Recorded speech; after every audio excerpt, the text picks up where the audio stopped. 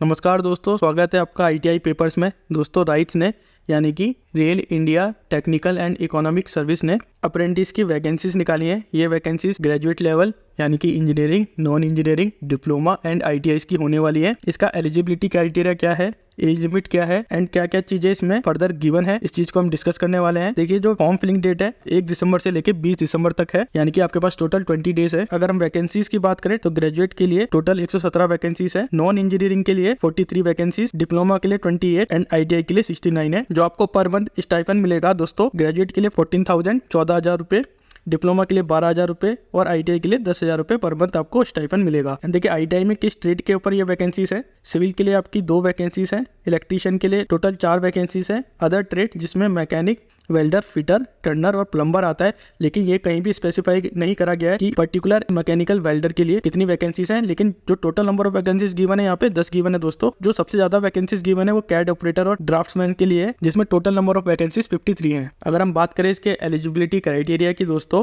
तो इसमें कोई रिटन टेस्ट नहीं होने वाला है। जो आपके मार्क्स काउंट होंगे वो आपके एसेंशियल क्वालिफिकेशन के काउंट होंगे। जैसे कि अगर किसी ने ITI कराया तो उसके ITI के मार्क्स, किसी ने डिप्लोमा कराया उसके डिप्लोमा के मार्क्स, किसी ने ग्रेजुएट कराया तो उसके ग्रेजुएट के मार्क्स आपके काउंट होंगे। अगर किसी 2 एप्लीकेंट के सेम नंबर ऑफ मार्क्स हैं, जिसकी एज ज्यादा होगी उसको कंसिडर करा जाएगा सबसे पहले। और जो मिनिमम क्वालिफिकेशन मार्क्स चाहिए वो 60% चाहिए जनरल और EWS के लिए, और SC, ST, OBC and physically disable के लिए 50% मिनिमम एग्रीगेट यहाँ पे रखा गया है। और दोस्तों इस एप्लीकेशन को या इस अप्रेंटिस को NCVT प्लस SCVT दोनों ही अप्लाई कर सकते हैं, तो ये एक बहुत अच्छी बात है। देखिए, किस केस में आप एलिजिबल नहीं होंगे, अगर आपका रिजल्ट नहीं आया है, आपका फुल डिप्लोमा, ग्रेजुएशन या ITI कंप्लीट नहीं हुआ है, तो उस केस में आप क्वालिफाई नहीं कर पाएंगे। अगर आपकी एज 18 साल से कम है तो उस केस में भी आप इस फॉर्म को फिलअप नहीं कर पाएंगे, यानी कि इसकी जो मिनिमम एज क्राइटेरिया है वो 18 ईयर है। मैक्सिमम एज का यहाँ पे कोई भी क्राइटेरिया नहीं गिवन है दोस्तों। मैं ये केवल ITI के लिए बता रहा हूँ, ऐसा क्यों, फर्दर इसके बारे में डिस्कस करते हैं। किसी ने पहले से अगर अप्रेंटिस करी है तो वो भी इसके लिए एप्लीकेबल नहीं होगा, और अगर किसी ने ट्रेनिंग करी है या जॉब करी है जिसके पास जॉब का एक्सपीरियंस है 1 साल का, तो वो भी इस अप्रेंटिस के लिए क्वालिफाई नहीं कर पाएगा। अगर हम बात करें ग्रेजुएट लेवल की, अगर ईयर ऑफ पासिंग 1/12/2018 से पहले का है तो वो भी इस केस में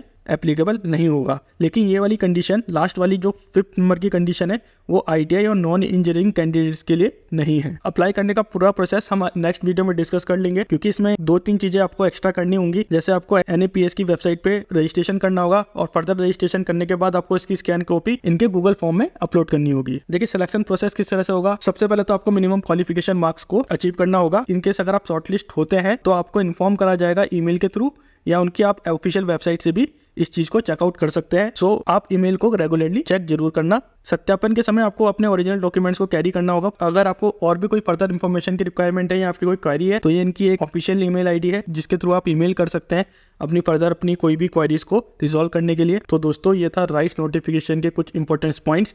अगर दोस्तों ये वीडियो पसंद आया तो प्लीज इस वीडियो को लाइक कीजिए और हमारे चैनल को सब्सक्राइब कीजिए। And thanks for watching.